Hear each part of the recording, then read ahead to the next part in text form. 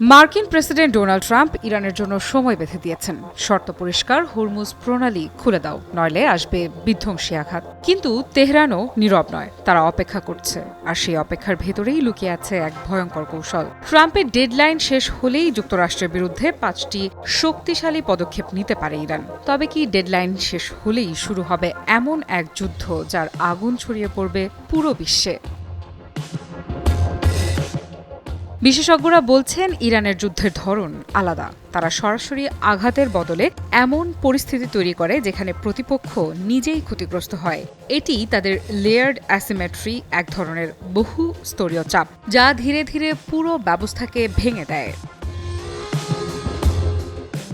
প্রথম আঘাত হতে পারে বিশ্ব অর্থনীতির হৃৎপিণ্ডে। হরমুজ প্রণালী শুধু একটি পথ নয়, এটি বিশ্বের জ্বালানির শিরা। এখানে যদি ইরান স্মার্ট মাইন বসায়, জিপিএস জ্যাম করে, পুরো রুটকে কিল জোন বানিয়ে ফেলে, তাহলে একটি দুর্ঘটনাই যথেষ্ট।